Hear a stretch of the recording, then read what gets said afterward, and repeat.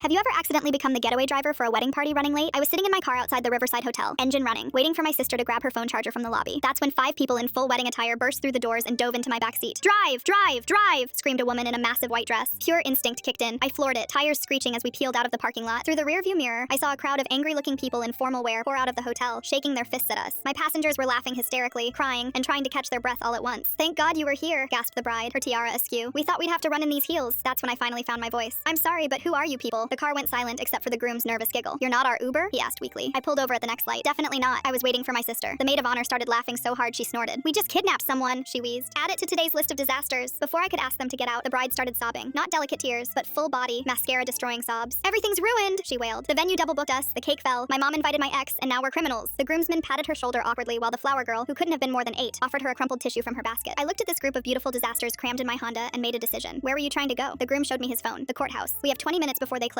or we have to wait until Monday." They'd abandoned their own reception to elope at the courthouse after the chaos. I checked the GPS. 15 minutes if we hit every green light. "Buckle up," I said, merging back into traffic. "And someone please tell me why there's an angry mob at your wedding." As I drove, they spilled the whole story. The venue had given their space to another wedding. They'd been shuffled to a conference room that smelled like fish. The bride's mom had invited her ex-boyfriend and his new wife, placing them at the head table. The DJ played funeral music by mistake. The cake collapsed when someone bumped the table during the venue argument. "The final straw," said the bride, "was when the other bride showed up and said we were ruining her perfect day by being upset about the double booking. That's when they decided to run. They'd been heading for their honeymoon suite getaway car, a vintage Mustang, when they saw my car running and dove in. We hit every red light. With 5 minutes to spare and 10 minutes still to drive, I had an idea. Does it have to be this courthouse?" They looked confused. "We just need a judge," the groom said. I made a sharp turn. "My uncle's a judge. He's at my parents' anniversary party right now, 3 blocks away." We screeched into my parents' driveway with 2 minutes to courthouse closing time. I didn't even turn off the engine. "Wait here," I commanded, then ran inside in my jeans and sneakers, straight into a formal anniversary party. "Uncle Ramon, emergency. Need you to marry someone now." My uncle, 3 drinks in and feeling festive, didn't even question it. He grabbed his judge's briefcase, which he apparently keeps in his car at all times, and followed me outside. The look on his face when he saw the wedding party spilling out of my car was priceless. But Uncle Ramon was a professional. He stood in my parents' driveway between my mom's garden gnomes and performed the ceremony. My parents' guests poured outside to watch. My grandmother started crying. Someone brought champagne from inside. The flower girl threw petals from her basket with professional precision. The bride's vows included the line, "I promise to always check if the car is actually an Uber before getting in." The groom promised to love, honor, and always be ready to run from bad parties. When Uncle Ramon pronounced them married, the entire anniversary party erupted in cheers. My mom, who'd followed everyone outside, immediately went into host mode. "You're not leaving without cake," she declared. The couple tried to protest, but my mom doesn't take no for an answer. Besides, we had 2 anniversary cakes because my dad had ordered one as a surprise, and my mom had done the same. The newlyweds ended up staying for 3 hours, dancing in my parents' backyard, the bride's massive dress dragging through the grass. The maid of honor and my cousin hit it off. The flower girl became best friends with my niece. The angry wedding party they'd fled from kept calling, but they sent them a photo from the backyard celebration with the caption, "Found a better party." Before they left, the bride hugged me tight. "You saved our wedding," she whispered. I gave them my number, jokingly calling myself their getaway driver for life. They took me seriously. I've now driven them to the hospital for their first baby, to the airport for their honeymoon they finally took a year later, and to couples therapy when they hit a rough patch. Last month was their 5th anniversary. They sent me a card with a photo from that chaotic day and simple message, "Thanks for not calling the cops on us."